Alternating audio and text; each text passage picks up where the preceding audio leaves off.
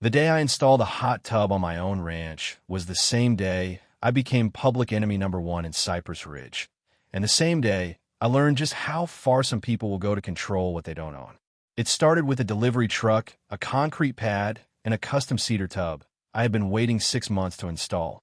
No noise, no mess, no nego borrod, disturbance. Just me, my land, and a peaceful soak I had earned after years of grinding through life's hardest punches. But by nightfall, flashing blue and red lights were bouncing off my barn, and 2 county deputies were standing in my driveway with folded arms, asking if I had a permit to install aquatic structures visible from a shared vista. Their words, not mine. Turns out, the HOA president, Karen Bloomfield, had reported me for unauthorized water features, claiming my hot tub threatened the community's visual harmony. Harmony, as if my bubbling cedar tub was a war crime. What she didn't know, what she never even stopped to ask, was that I held the deed to a very specific, very forgotten easement that passed through her backyard. And what started as a personal project for peace turned into a very public statement about power. She wanted to steamroll me? Fine. I turned her house into a public sauna. Literally, that I was not always the kind of man who lived out past the county line, where the mail came late and the stars blinked without asking for permission. In fact, just 2 years ago, I was the type of person who thought silence was suspicious, that stillness meant something was wrong. I was all speed. Meetings, markets, mergers. I lived in a high-rise where the windows didn't open and the only greenery I saw came pre-potted. You could say I was successful. You could also say I was suffocating. My name is Colton Hale. I spent 2 decades in commercial real estate development, 20 years building towers I could never breathe in. By 41, I had a portfolio that made most banks listen when I called, and a condo in Midtown where you could see the skyline twinkle like a slot machine. But success has a strange echo to it. You spend years chasing it, climbing rung after rung, and one day you reach the top and realize you're alone, and it's quiet. Uncomfortably quiet. It wasn't a single moment that broke me, but more like a slow leak in a pipe that finally burst. My wife, Dana, was the first one to see it coming. She told me once, in the middle of an argument I barely remember, "You're starting to look like your building's cold, efficient, and hollow inside." I laughed it off at the time, poured another drink, and went back to my emails. That was my reflex. Drown the noise, smother the discomfort in busyness. But I heard her, even if I didn't admit it. The real fracture came 2 weeks after she left. I walked into my office, past the rows of interns who knew my name, but not my story, and sat down in the big chair overlooking 6th Avenue. On my desk was the divorce packet, still unopened.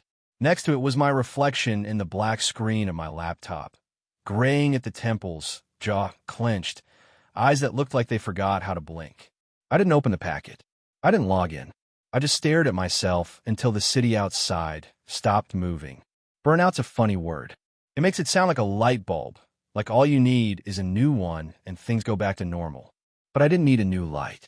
I needed a new life, a real one. One where I could hear myself think without drowning in numbers. One where I could stand barefoot on dirt and not concrete. I sold the condo a month later. I transferred power of attorney to my firm's junior partner, a young shark who had been circling me for years. I cashed out of 2 commercial projects, quietly donated a chunk of it to a veterans counseling center, and left New York behind without telling a soul, not even my sister. I didn't want goodbye parties or second guesses. I just wanted out. I found a ranch by accident. I was driving aimlessly through western Texas, somewhere between Lubbock and nowhere, when a weather for sale by owner sign caught my eye. The driveway was a gravel path flanked by ancient cottonwoods, and the gate was rusted half shut. But when I stepped out of the car and inhaled the dry, cracked air, something in me snapped loose. It wasn't beauty, it was space. Real space. Not square footage, but sky. The house was old, not charming old. Rotting porch, peeling paint, whispering walls old. But the bones were there. 2 acres of cleared land, another 12 of brush and oak. A rickety barn that leaned like it was mid-sigh, and out back, a slight hill that caught the sunrise like it was made for it. I bought it in cash after a 2-hour conversation with the owner, a retired welder named Carl who had grown tired of chasing goats off his roof. The first few months were rougher than I let on. I didn't know how to fix fences, and I sure as hell didn't know how to use a post hole digger without swearing every 5 minutes. The plumbing groaned like it was holding a grudge, and I discovered scorpions have zero respect for personal space. But even then, even when I was ankle deep in mud with a wrench I didn't know how to use, I felt something I hadn't in years. Presence. Real, stubborn, sore-back presence. I learned things slowly, like how to reseed the pasture without overwatering, or how to patch up a henhouse with nothing but a staple gun and swearing. I learned that peace doesn't come all at once. It's more like a fog that settles in after you stop trying to chase the sun. And then came the silence. That heavy, humming silence that only wide-open land can offer. At first, it made me twitchy. I kept checking my phone, expecting emails, buzzes, alerts. Nothing came. Then, eventually, I stopped checking. The birds replaced the emails. The wind through the trees replaced the rush hour traffic. And slowly, that silence stopped feeling like absence. It started feeling like permission. I started to rebuild myself in that quiet. I got up with the sun. I drank coffee while watching deer pick their way through the scrub. I fixed things slowly, badly at first, but with my own hands. I rediscovered how to breathe, how to sit still without guilt, how to exist without needing to be impressive. Sometimes at night, I'd sit out on the porch with a bottle of Shinerbach and listen to the coyotes cry across the hills. I'd think about the years I'd lost to boardrooms and Bluetooth headsets. I'd think about Dana, about how I'd driven her away by becoming someone I couldn't even recognize. And I'd think about the strange kind of forgiveness you have to give yourself when you realize you've wasted time, but still have some left. That's when a hot tub idea came to me. It wasn't about luxury or showing off. It was about ritual, a way to end each day with steam instead of stress. I remember a trip we took once, years ago, up to Banff. There was a cabin with a cedar tub that overlooked a frozen lake. Dana sat there with her arms folded on the edge, steam curling around her like a crown, and said, This is the kind of stillness I could live in. I didn't answer her then. I was too busy checking my email. I guess I never forgot it. So when the last of the old barn had been patched and the house was finally free of raccoons, I started planning. I researched eco-friendly models. I picked out red cedar for the exterior and a solar-powered filtration unit. I even plotted it carefully, making sure it faced the sunrise and was shielded by the big cottonwood that had become my favorite reading spot. When it finally arrived, crated and sealed like some treasure chest from a better life, I felt like a child again. I unboxed it piece by piece, taking my time. I laid the foundation myself, mixed the concrete, hauled the gravel, bolted every slat of wood into place with my own hands. It wasn't perfect. The bubble level said I was off by a ½ inch, but I didn't care. It was mine. All of it.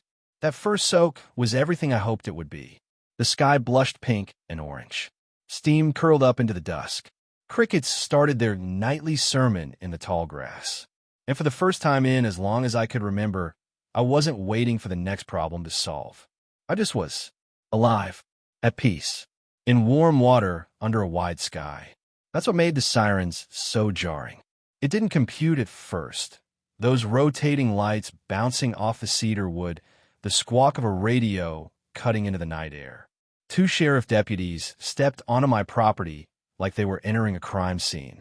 I waved, confused, steam rising around me like I was some pagan priest caught mid-sacrifice. "You Colton Hale?" one of them asked, clipboard in hand. Last time I checked, I said, trying to keep the towel from slipping. "You aware that installing a hot tub on a property governed by the Cypress Ridge HOA requires a permit, and in some cases, board approval?" I blinked. "I'm sorry, what now?" He didn't smile. "We've received a complaint from a Ms. Karen Bloomfield, HOA president, that this structure may violate community codes, particularly regarding visibility, drainage, and visual obstruction from adjacent properties." I laughed. I actually laughed. This ain't a gated community. This is my ranch. My land. There's no HOA out here. The deputy frowned and flipped the clipboard. Cypress Ridge has a shadow charter that extends visual easement regulations up to 300 yards from community lines. Your North Ridge line abuts their Vista corridor. According to their bylaw subsection 14.3b, that hot tub might be considered a structure in visual conflict. That's when it hit me. Karen Bloomfield. I met her once, briefly, at a gas station near the main road. She was the type of woman who wore matching tennis gear just to pump gas. The kind who looked at everyone like they were guilty of existing. I remember her scowling at the dirt on my truck, shaking her head as if it personally offended her. I had no idea she lived in the giant white stucco house tucked just over the North Ridge. But apparently, my cedar tub had ruined her view. That night, after the deputies left, warning me that further complaints could escalate to county citations, I stood beside the tub in the dark, fingers drumming against the warm wood. I wasn't angry. Not yet. I was something else. Curious. Who exactly did this woman think she was? And how far was she willing to go to keep Cypress Ridge looking like a magazine spread at the cost of other people's freedom? That's when I pulled out the original land survey documents Carl had given me at the sale. That's when I discovered the old easement, the forgotten legal thread that ran straight through her manicured backyard. A right-of-way granted decades ago, buried under years of paperwork, and never officially revoked. And that's when I realized she'd opened the door. I was just going to walk through it. Steam and all.it was the third morning after the hot tub was installed, and I was finally settling into the ritual I had craved for so long. The air was still cool, the sky split open in that orange and indigo way only early spring could manage, and steam curled lazily over the surface of the water.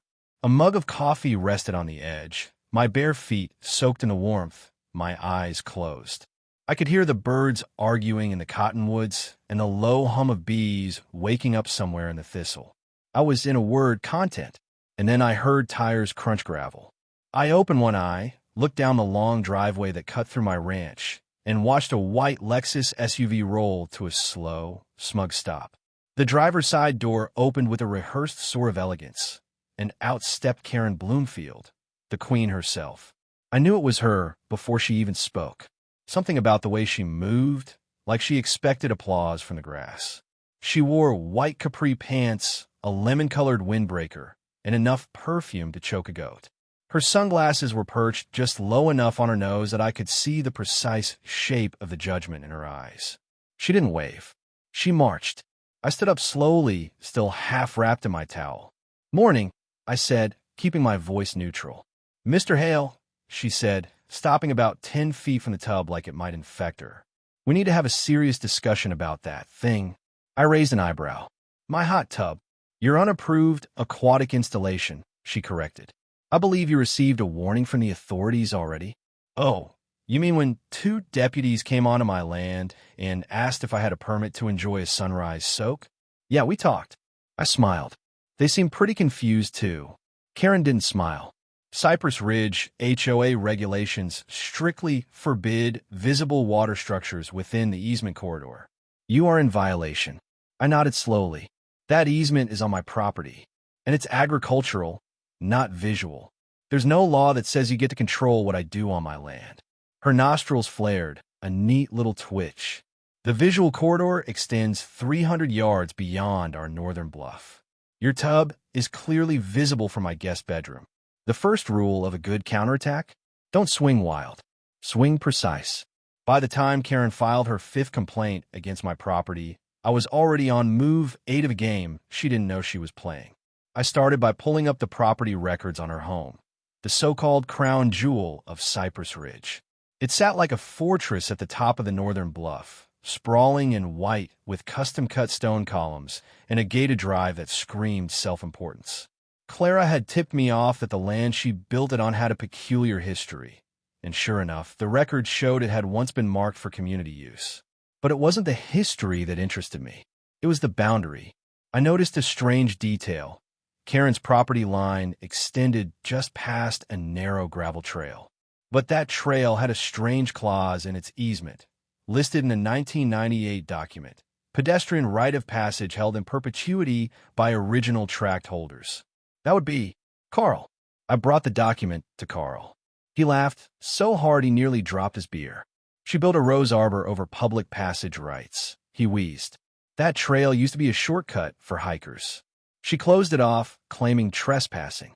Technically, that arbor? It was illegal. I now had leverage, but I wasn't going to use it yet. Not directly. Instead, I filed a quiet query with the county office, asking for clarification about that rite of passage. I didn't mention names, just submitted the request through my LLC, Ranchview Properties. While that brewed, I turned to taxes. Lionel, our real estate appraiser, had access to tax roll data. Within 48 hours, he confirmed something beautiful. Karen had deferred a property tax payment 2 years ago during the pandemic using a special exemption meant for owners with dependent elderly family members. Problem is, her mother died 3 years ago. Public obituary. We didn't need to shout it from the rooftops. We just needed to let the right offices know. Clara drafted a carefully worded anonymous letter to the county tax office. 2 paragraphs. No questions. Just curiosity about whether exemption criteria were being reviewed in line with public records. A week later, Karen received a notice. Tax reevaluation pending. She called the tax office screaming, apparently. We knew because Doreen still had a friend who worked there. Said she demanded to know who filed the complaint. They told her it was flagged by routine review. She started to panic. Perfect. Meanwhile, I returned to the hot tub battleground. Not the tub itself, but the view of it. I planted 3 tall trees on my northern property line. Fast-growing elms. Strategically spaced. Completely legal. Within days, Karen filed a visibility obstruction notice with the county. They threw it out. The trees were on my land. Then I began step 3. I purchased the lot next door. It was a scrubby little 1.2-acre tract no one cared about, a leftover from a failed development plan. But it shared a border with Karen's backyard. I bought it through Thornhill Trust LLC. Again, no trace to me. Then I had a legal survey done. The new map revealed a sliver, 3 feet wide, 15 feet long, of Karen's backyard patio that actually extended onto the lot I now owned. Encroachment. It wasn't enough to sue over, but it was enough to make her nervous. And that's what this was, a pressure campaign. Not to destroy her. Not yet. Just to rattle the ivory cage. The coup de grace came when Clara discovered that Karen had never officially closed the corporate record on Wellington Advisory Group. It was still active, still listed her as the primary agent. So I filed a public request for Wellington Advisory's business permit history, and with it, discovered she had filed overlapping zoning requests under 2 identities. Once as a homeowner, once as a business entity. That's a big no-no. We submitted the info to the county planning office, asking whether dual interest conflicts were being properly disclosed. Karen received a compliance audit notice within 5 days. She went ballistic. Security cameras caught her circling my property line that night in her SUV, brights on, windows down. I stood on my porch with a glass of iced tea and waved. She sped off, and I smiled, because her house wasn't just a home anymore. It was a sauna, and I was turning up the heat. Sounds like a personal problem, I said, not bothering to hide the grin. She stepped forward. Don't get smug with me, Mr. Hale. Your behavior is not only inconsiderate, it's disruptive to the aesthetic integrity of our community.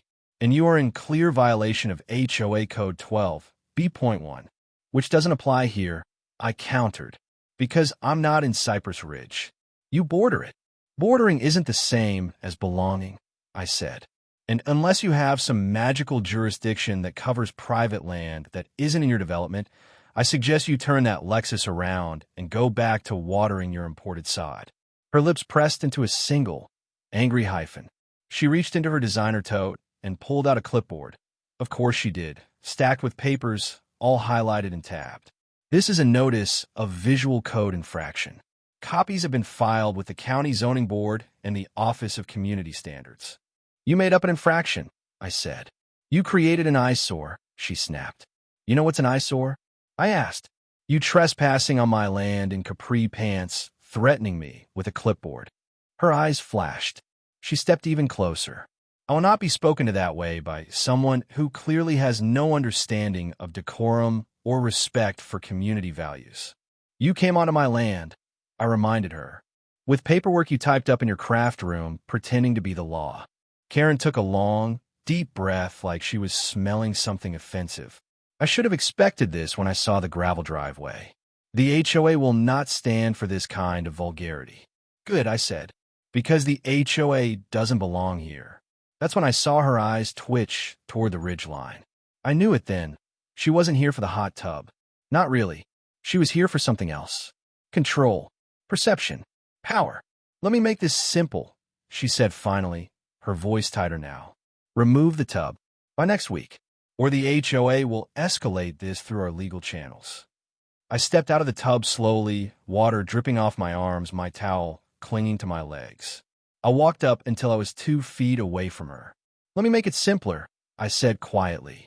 Set foot on my land again, and next time, you'll be leaving in the back of that sheriff's cruiser. She didn't answer. She just turned sharply, heels clicking like punctuation marks across the gravel. But she wasn't done. 3 days later, a formal complaint arrived from the Office of Community View Standards, some obscure oversight board that I didn't even know existed until now. They wanted photographs, measurements, and drainage reports on my hot tub. 2 days after that, a letter from a zoning office requested confirmation that no additional structures had been added within 50 feet of the shared view line. I didn't even know what that meant. I called the office. They said they were acting on a series of community concerns. Karen was behind all of it. I started documenting everything. I measured distances. I reviewed zoning maps. I pulled out the easement deed. And when the county inspector finally showed up for a surprise evaluation, I greeted him with a binder full of permits, printouts, and photos. He looked baffled, even sympathetic. Sir, he said, closing his clipboard, this really doesn't concern us. You're not violating anything here. Honestly, I'm not even sure why I'm out here. Karen, I said. Karen, he repeated with a sigh. The next week, I started getting weird mail. Flyers about joining the Community Beautification Board. Notices about local HOA meetings I wasn't eligible to attend. A handwritten note, and signed, said, consider how your property reflects on those around you. It was harassment, but what Kara didn't realize was that every time she pushed, she was giving me rope. And I was building something. Not a hot tub, a trap. And I was going to steam her out of her ivory tower. With firewood, legal documents, and a healthy dose of irony. The morning after the county inspector shrugged and told me there was nothing wrong with my hot tub, I sat at my kitchen table with a black coffee, a yellow legal pad, and a question that wouldn't leave me alone. Who gave Karen Bloomfield this much power? Not legal power, not real authority, but perceived power. The kind that seeps into people's decisions, gets letters mailed from made-up boards, and sends county officials knocking on doors because someone in a white Lexus made enough noise. I started digging. First, I went back through every document Carl had handed over when I bought the property. The deed, survey maps, easements, water rights, mineral rights, all of it. I traced the line between my North Ridge and the Cypress Ridge HOA boundary 3 times. It was clear. My property ended just before their jurisdiction began. They didn't own a single inch of my land. They had no voting rights over my decisions, no ability to enforce their rules. They couldn't even require a gate code. So what was all this noise? I called the county zoning office. I asked to speak to someone with knowledge of the HOA codes. The woman who answered put me on hold for 6 minutes, then came back with a chuckle in her voice. Mr. Hale, Cypress Ridge HOA doesn't have any enforcement authority outside their declared perimeter. You're outside of that. They can't fine you. They can't cite you. They can complain, sure, but we're not required to respond unless there's an actual violation of county law. They said I had to remove my hot tub for violating a visual corridor easement. I said. She laughed. That doesn't even mean anything. You'd have to be under a specific shared view conservation contract. You're not. Trust me, we checked. So Karen was bluffing, playing queen with a deck full of jokers. That should have been the end of it. But I don't like bullies, and I hate being lied to. So I kept going. I looked up the Cypress Ridge HOA charter. It was public, buried under a tab on their poorly designed website. 52 pages of petty language about fence heights, acceptable mulch colors, and lawn maintenance schedules. Not a single clause about extraterritorial regulation. What was interesting, though, was the list of board members. Karen was listed as executive director, a title that didn't exist in any of the governing documents. She had given herself a promotion. And then I found something better, a section labeled Development Legacy Conditions. Apparently, when Cypress Ridge was first established 20 years ago, the land developers signed over maintenance of public amenities to the HOA, parks, medians, walking trails. But one item stood out, a clause regarding the Community Wellness Lodge, a property that no longer existed.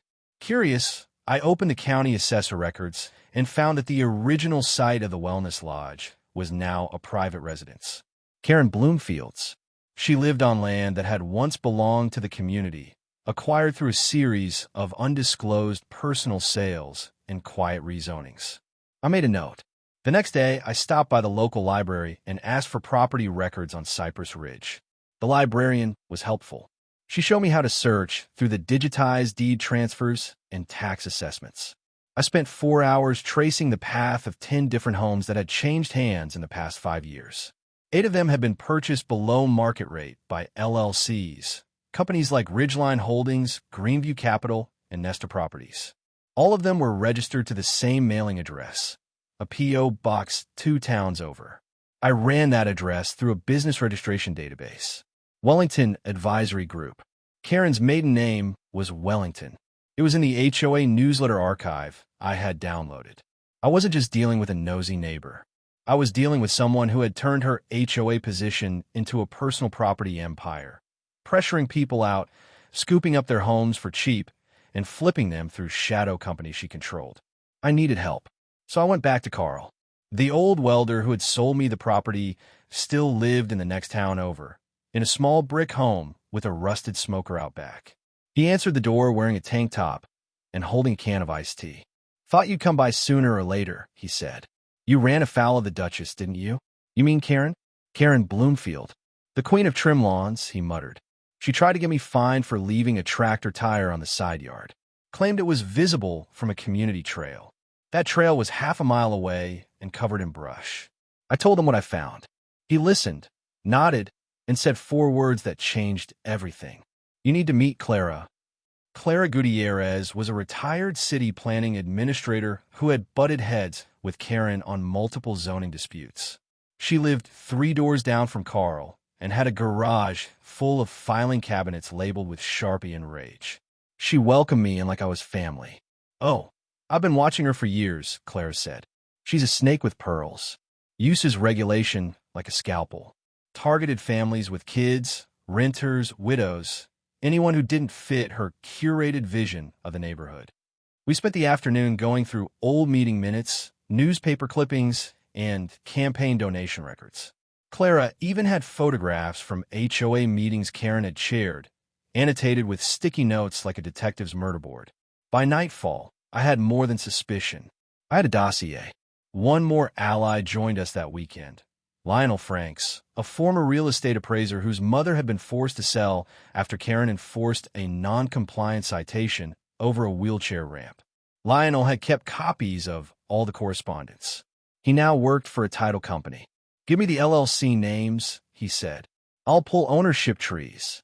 Within days, Lionel confirmed what I suspected. Karen's name was on none of the deeds. But the LLC managers included her nephew, her college roommate, and a guy who had co-owned a flower shop with her in 1996. Layered enough to seem clean to the public. Obvious to anyone who knew where to look. We started calling ourselves the registry. Half joke, half mission. Our goal? Document everything. Create a chain of evidence. And when the time came, expose her. Kara must have sensed something. Because the moment we got organized, she escalated. A new letter arrived. A formal complaint to the County Environmental Review Board, claiming my hot tub drainage was contaminating a local water table. That was a lie. I had installed a contained recirculation system with gray water control, but I still had to respond. Still had to waste hours providing documents to an official who looked embarrassed to be there. "You must have really pissed someone off," he muttered. "She pissed off the wrong rancher," I said. Our next breakthrough came from an unlikely place, a barbecue.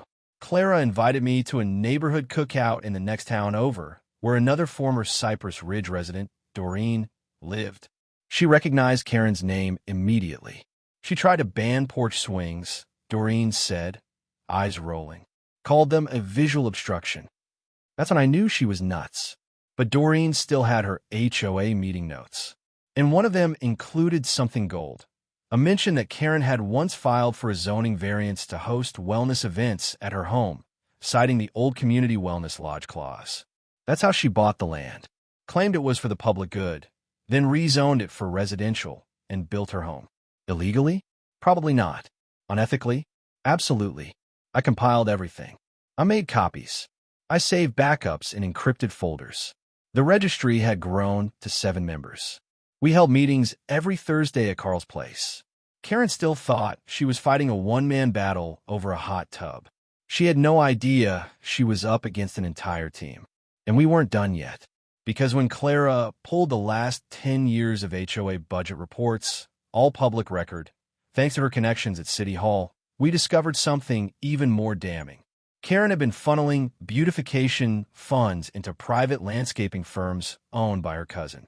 Over $120,000 had gone to ridge enhancement, entrance upgrade, and arboreal upkeep, all of which mysteriously began and ended within a 300-yard radius of her house. We were sitting on a powder keg. It was no longer about a hot tub. It was about power, corruption, and community abuse.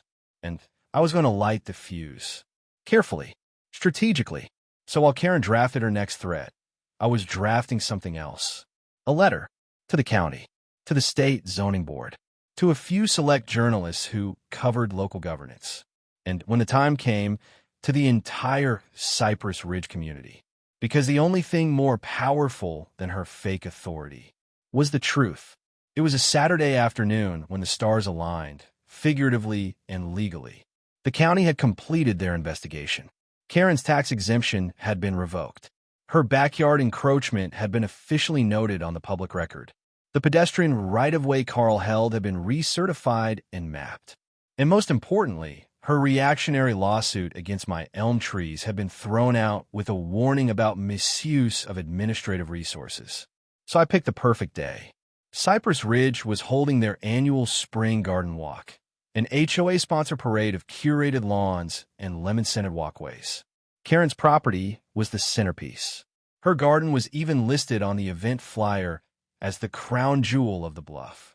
There would be guests, press, maybe even a drone or two. At exactly 1 p.m., I arrived. Not alone. With me was Carl, holding a copy of the original 1998 easement document. Lionel had the survey map. Clara carried a clipboard with a fresh permit from the county, a license to install a mobile steam trailer for public restorative use on the pedestrian easement. The trailer was already there, parked precisely on the path that cut across the rear edge of Karen's garden, its wheels hugging the legal strip of land she had pretended did not exist for 20 years. And just for flair, the trailer's hatch had already been opened. Steam billowed out in lazy curls. 2 portable benches sat beside it.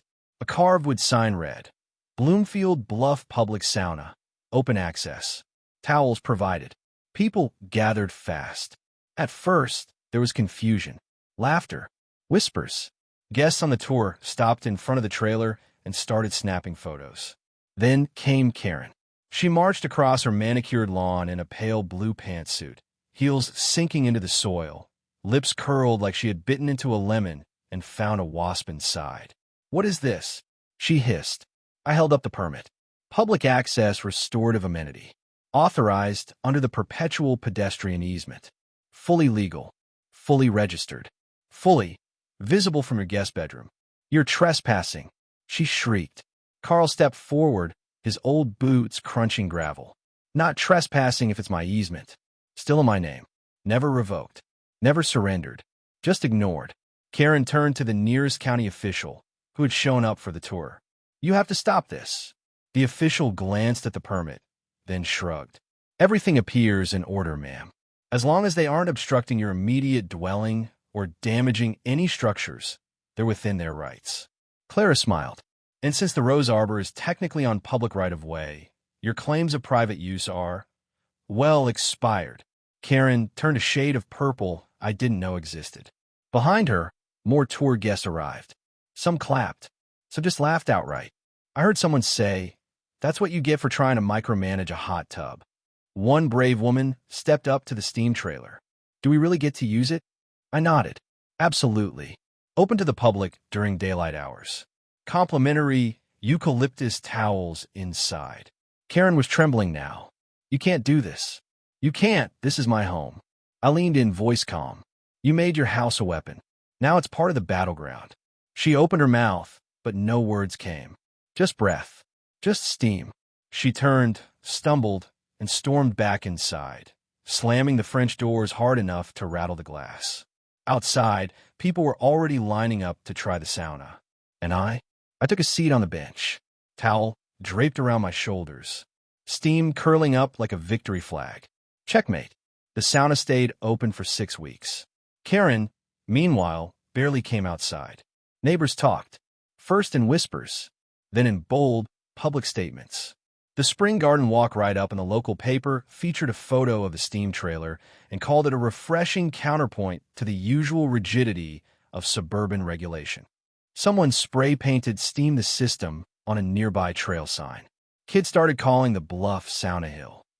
But the real shift came when Clara, Carl, and I distributed copies of a plain brown envelope to every household in Cypress Ridge. Inside was a dossier.